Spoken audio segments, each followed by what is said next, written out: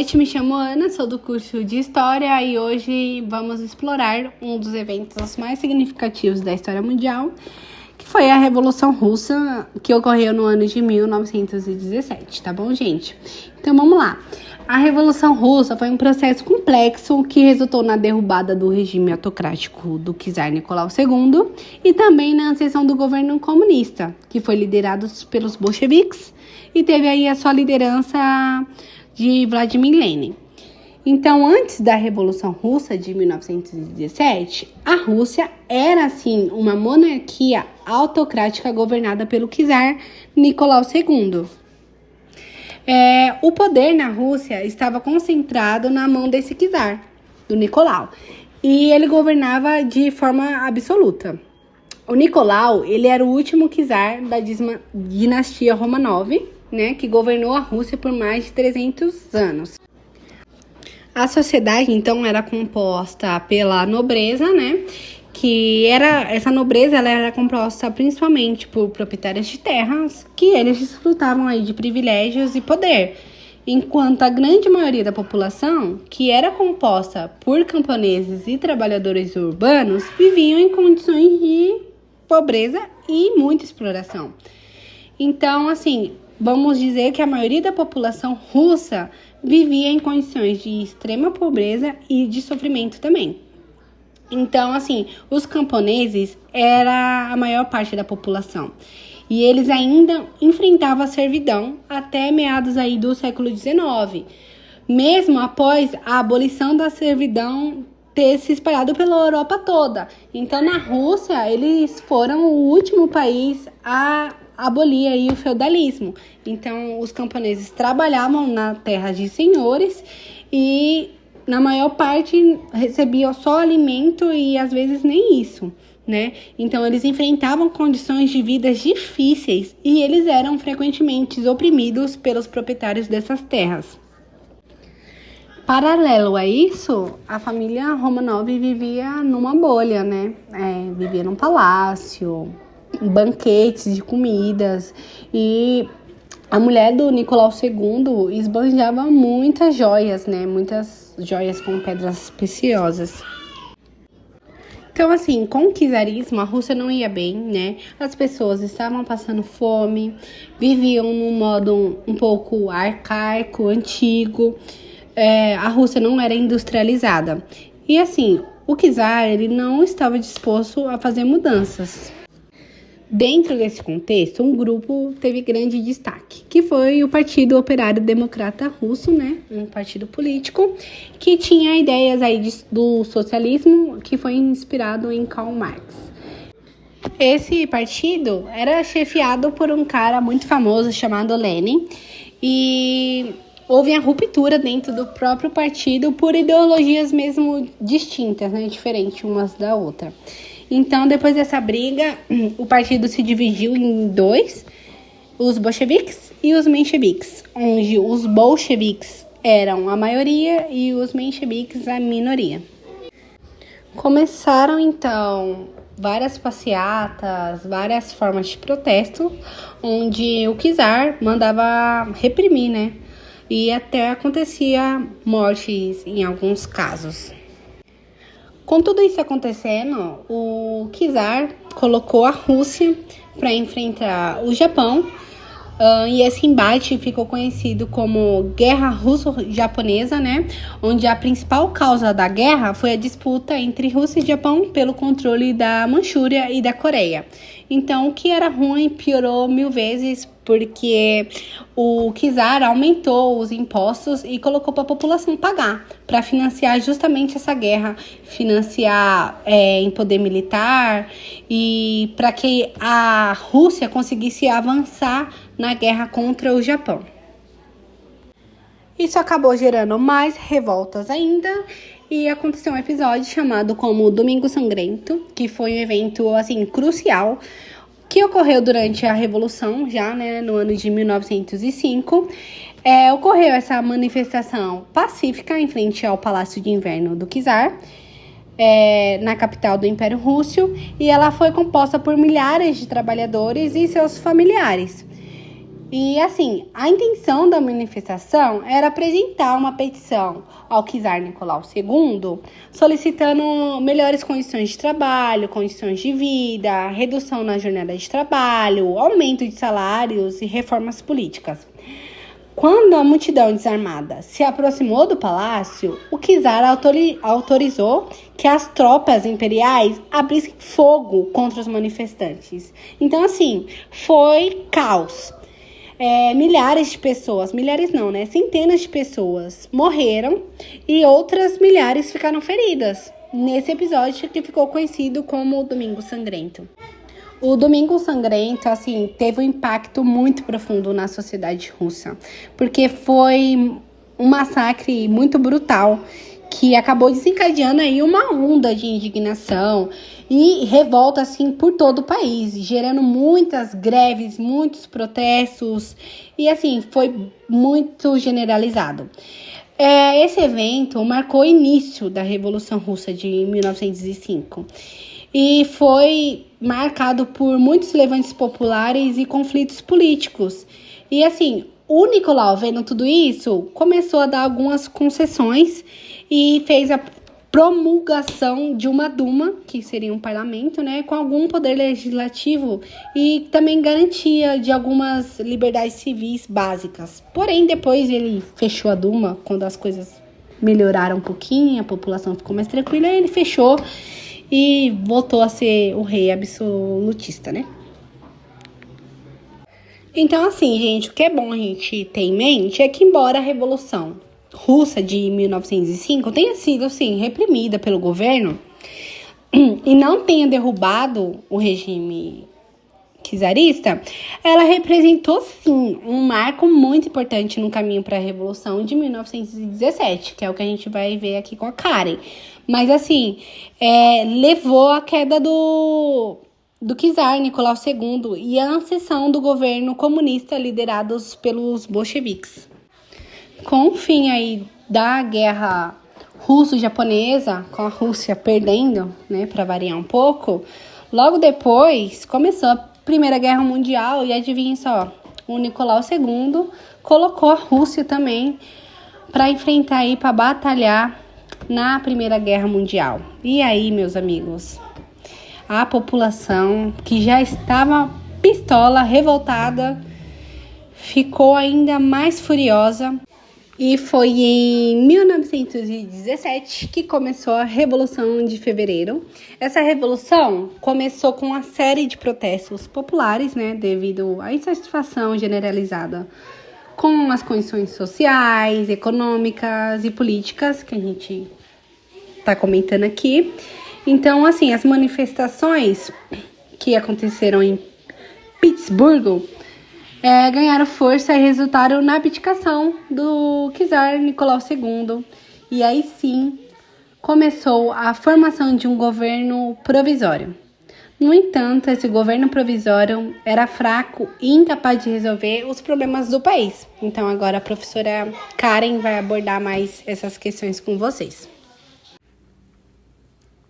Boa noite, pessoal. Eu sou a Karen e eu vou começar falando sobre esse processo da Revolução Russa. Ela foi dividida em algumas fases e a primeira delas aconteceu em fevereiro de 1917, quando o czar Nicolau II se viu forçado a se abdicar do trono, porque os revolucionários estavam responsabilizando ele pela enorme repressão nas manifestações populares que aconteciam de forma pacífica, né? E foi o que realmente aconteceu. Que ele reprimia duramente essa população. Teve, um enorme número de mortes. E aí, esse exército dele, que ele mandava reprimir essa população, resolveu apoiar o povo, né? E aí assim foi possível, né, fazer com que ele realmente se abdicasse do trono. E aí, depois disso, precisaria de alguém para poder assumir o governo, né? E foi aí que deu início ao governo provisório, que foi assumido pelo líder Kerensky. Mas ele acabou que não agradou muito a população. Por não ter retirado a Rússia da Primeira Guerra, né, que era o que eles tanto pediam, não fez nenhuma reforma agrária e nada que pudesse chamar a atenção do povo. Então, acabou que os sovietes se organizaram contra o poder provisório com o seu líder Trotsky. E aí, nesse momento, enquanto tudo isso acontecia, o Lenin, que era o líder dos bolcheviques, estava exilado. E aí, lá mesmo no exílio, ele lançou as teses de Abril, que eram algumas propostas que ele criou, né? E falava que colocaria em prática caso assumisse o poder. E essas teses acabaram chamando muita atenção da população, pois dizia, né, todo o poder aos sovietes, porque ele acreditava que não existia, não tinha como existir revolução que não fosse realizada pelos próprios trabalhadores. E o seu outro lema era paz, terra e pão, sendo a paz que significava a retirada da Rússia da guerra, a terra, que seria a reforma agrária, né, a distribuição de terras para quem ainda não tinha, e o pão, que era para colocar comida na mesa de quem estava na miséria, né, que realmente tinha bastante gente nessa situação. E aí, essas teses de Lenin começaram a encantar a população russa. Então, em outubro de 1917, ele retornou do exílio e os bolcheviques acabam concretizando a segunda fase da Revolução, que também ficou conhecida como Revolução Bolchevique, que era a parte mais radical, né? Então, aí, eles invadiram o Palácio de Inverno para tomada de poder, né? E aí, quando Lenin assume, ele cumpre com tudo aquilo que ele prometeu nas teses, né? Que primeiro era retirar a Rússia da guerra, que foi o que ele fez. Porém, teve consequência de precisar abrir mão de alguns territórios, né? Para poder sair da guerra. Mas, enfim. E aí, ele também fez a reforma agrária, estatizou os meios de produção e tomou as propriedades dos nobres da igreja para poder redistribuir para a sociedade, né, colocando em prática as ideias marxistas do socialismo, tentando diminuir as desigualdades e também para tentar acabar de vez com o capitalismo na Rússia, né. E aí, agora, no próximo slide, a gente vai ver não todos, né, coloquei só alguns aqui, dos nomes de alguns líderes que foram muito importantes na Revolução Russa. E aqui primeiro a gente tem Marx, né? No caso, quando estava acontecendo a Revolução, ele já tinha muito tempo que já estava morto, né? Mas suas ideias continuaram sendo defendidas e foram muito usadas pelos outros líderes, por isso que ele também é um nome importante para essa Revolução. E aí um outro nome também é Lenin, né, que eu também já citei aqui no slide anterior. Tem o Trotsky também, que foi fundador do Exército Vermelho. Muito importante também, né, para essa fase da Revolução.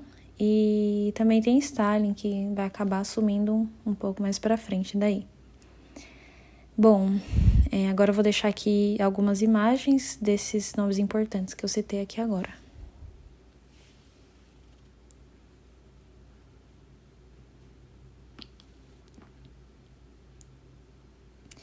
Bom, agora eu vou falar um pouquinho da Guerra Civil, que aconteceu na Rússia de 1918 a 1922. E ela acabou acontecendo porque a própria oposição dos bolcheviques exigia que Lenin abrisse uma Assembleia Nacional Constituinte para ter uma Constituição mais democrática, né? E aí ele até fala que iria abrir, mas sempre deixando bem claro que o maior poder é dos sovietes e não teria nada acima deles. E com isso, essa galera da oposição, que também é chamada de Exército Branco, começa a achar que Lenin poderia dar início a um governo muito autoritário.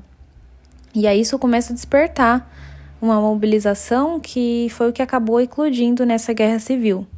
Porém, a vitória foi dos bolcheviques, que eram conhecidos também como o Exército Vermelho, né? E aí eles conseguiram essa vitória com mais facilidade também porque tinham a vantagem de estar no poder, né? E aí acabou colocando em prática o que a gente chama de comunismo de guerra, e aí tomou propriedades, né, e usava para o abastecimento do seu próprio exército. Também teve a questão da censura da imprensa, a criação de propagandas a seu favor, enfim. E aí, após essa vitória dos bolcheviques, eles acabam se tornando o Partido Comunista.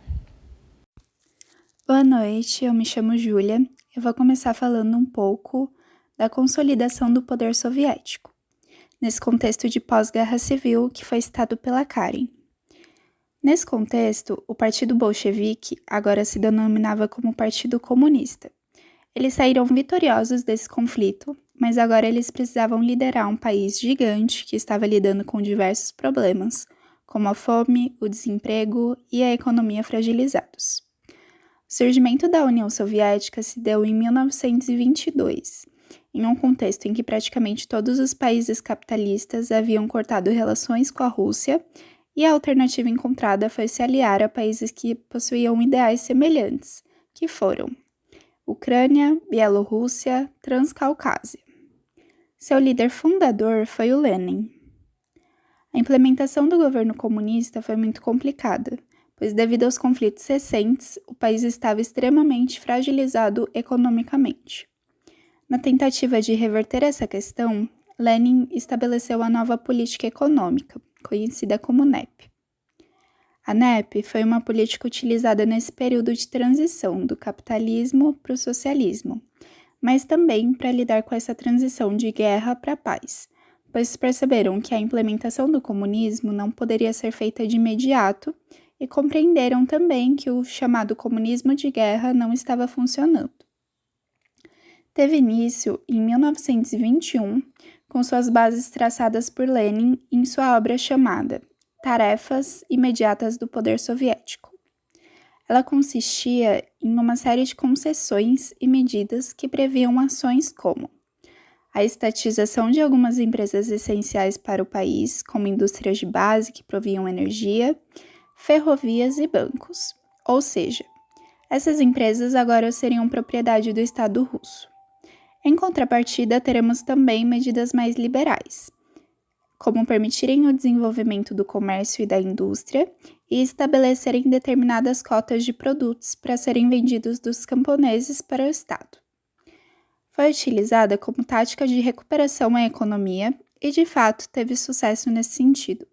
Por volta de 1925, a Rússia apresentava o mesmo nível de estabilidade econômica de 1913, que foi um período anterior à Primeira Guerra. Mas apesar disso, foi alvo de diversas críticas, por considerarem que a NEP recupera alguns traços do capitalismo. Ela teve seu fim em 1928, já sob o governo de Stalin, encerrando assim esse período de transição do governo capitalista para o socialista.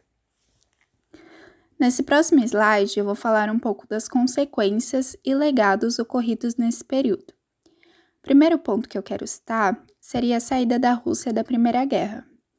Em 1918, foi feito um acordo de paz entre a Rússia e a Alemanha, colocando fim à sua participação na mesma e fazendo com que perdesse partes dos seus territórios, que foram Polônia, Finlândia, Ucrânia, Bielorrússia, países bálticos como Lituânia, Letônia e Estônia, assim como regiões turcas de Ardahan e Kars, e do distrito georgiano de Batumi, além de ter que pagar um valor indenizatório. Posteriormente, com a derrota da Alemanha na guerra, parte dos territórios perdidos nesse tratado tornaram-se estados soberanos, como a Finlândia, a Estônia, Letônia, Polônia e Lituânia. Já a Bielorrússia e a Ucrânia, como já dito anteriormente, terminaram por ser novamente anexados ao território russo, formando a URSS. Houve também o confisco de propriedades privadas, em que terras de grandes proprietários, como bancos, minas, fábricas e igreja, foram nacionalizados, ou seja, passaram a fazer parte do Estado, havendo assim a redistribuição dessas terras para os camponeses e o perdão de determinadas dívidas em relação ao governo, na intenção de amenizar a questão da pobreza. Agora, falando um pouco sobre os impactos na geopolítica, a maior parte dos países socialistas ou com ideais próximos surgiram justamente nesse período da criação da União Soviética, e seu poder representava um grande medo para os países que defendiam o capitalismo, que essas ideias se espalhassem e esse modelo econômico também. Um outro ponto importante foi a industrialização e a militarização da União Soviética, que permitiu seu avanço na Segunda Guerra Mundial e posteriormente durante a Guerra Fria. Para concluir, nesse último slide, eu vou falar um pouco sobre a importância da Revolução Russa em um contexto histórico. Ela marcou o fim do governo czarista e o surgimento de um Estado socialista, promovendo o crescimento de ideias socialistas e influenciando outros países também, acelerando assim a ascensão dessas ideias como uma força global, moldando também as relações entre países capitalistas e países considerados socialistas. Além disso, difundiu também princípios como educação universal e saúde pública. Bom, é isso. Espero que a aula tenha auxiliado vocês a compreenderem um pouco mais sobre esse período. Obrigada pela atenção.